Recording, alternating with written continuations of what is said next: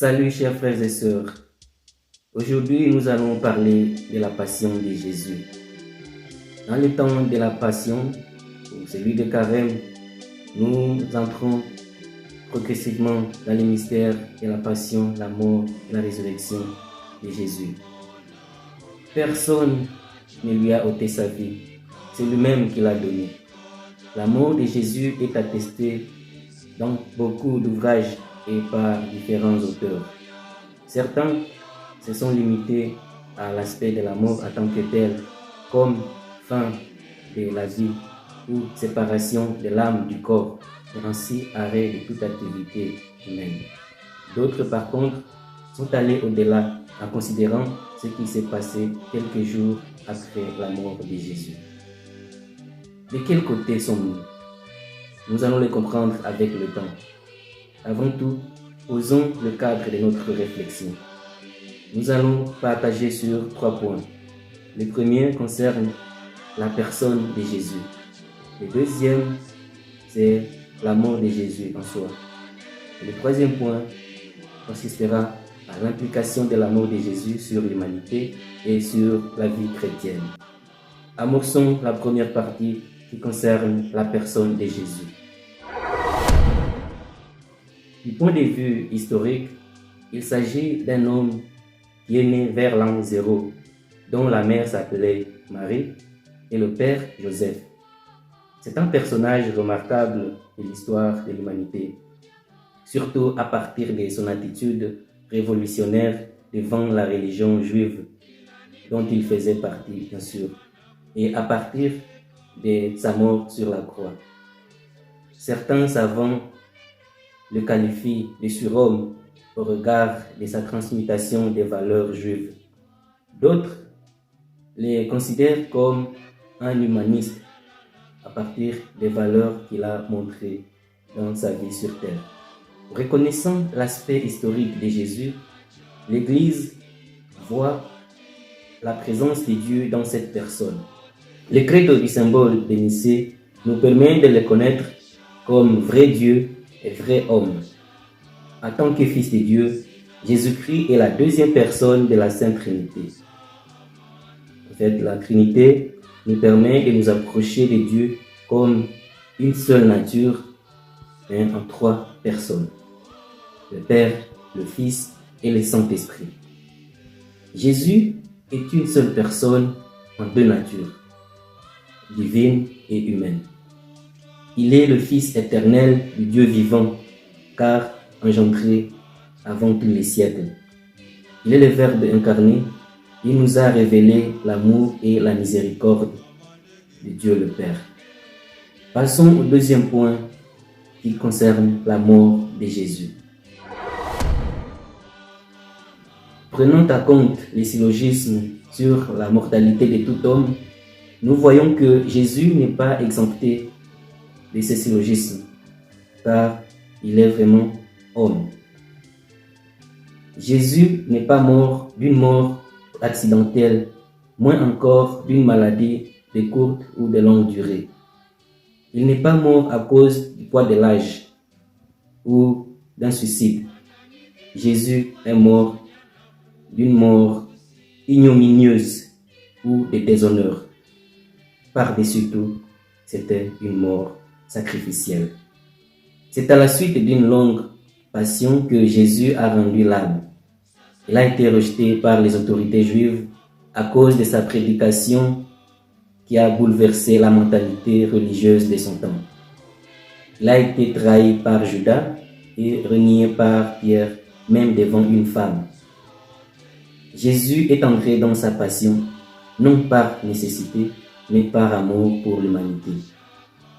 Arrêté après sa dernière scène, il a passé la nuit au cachot après avoir assumé des crachats, des moqueries et des gifles.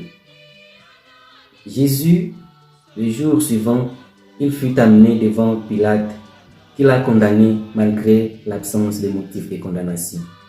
Dans sa passion, Jésus-Christ a été cruellement flagellé par ses bourreaux. Et comme cela ne suffisait pas, ceux-ci l'ont fait porter une couronne d'épines. Mais ses accusateurs n'étaient pas satisfaits. Ils demandèrent qu'il soit crucifié. Élevé sur la croix, Jésus y passa 3 heures, le sang coulant de ses mains et de ses pieds, percé par les clous. C'est après cette douleur profonde que Jésus est mort. Nous y voyons la kénose, car Dieu s'est abaissé devant l'homme pour être traité de cette manière. Néanmoins, le dernier pouvoir ne revenait pas à la mort, car le Christ est ressuscité le 3e jour. C'est le triomphe de la vie sur la mort. Passons maintenant au 3e point, qui est l'implication de la mort de Jésus sur l'humanité et sur la vie chrétienne. Par sa mort, le Christ a réconcilié l'humanité avec le Père. En effet, les hommes étaient captifs du péché et ainsi incapables de se sauver d'eux-mêmes. Par son sacrifice, Jésus a rendu à l'homme sa dignité en lui communiquant l'amour et la miséricorde de Dieu le Père. La mort du Christ nous a procuré le salut. La foi chrétienne est la quête de cet amour inconditionnel de Dieu. Elle devient concrète dans l'engagement du chrétien à la suite du Christ, d'où l'exigence du renoncement à soi-même et du portement de sa croix pour suivre le Christ.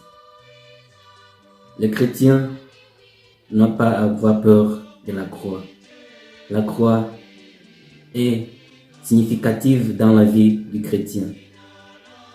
La croix est une occasion pour les chrétiens d'être purifiés dans sa foi. Alors, le chrétien a besoin de porter la croix avec le Christ.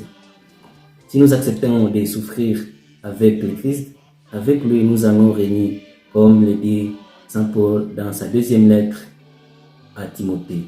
Et si nous acceptons de mourir avec lui nous vivrons. Donc, le chrétien n'a pas à craindre la croix. Alors, la croix, le chrétien ne la cherche pas, il l'accueille. La croix est à accueillir et non à chercher. Finissons par 3 attitudes manifestées devant la croix. L'imitation du Christ nous les présente comme suit. Il y a la patience, il y a la lamentation et le rejet. La patience devant la croix, c'est quand le chrétien, l'homme, porte sa croix volontiers et l'accueille. Et ainsi comme moyen pour marcher à la suite du Christ. Quand le chrétien porte sa croix avec patience, la croix le porte et Dieu lui donne la force pour avancer. La 2e attitude, c'est la lamentation. Il s'agit de récriminations ou de murmures intérieurs devant la souffrance. Et quand l'homme porte la croix avec murmure, avec lamentation, ce n'est plus la croix, elle devient un fardeau et il avance difficilement. La 3e attitude, c'est le rejet.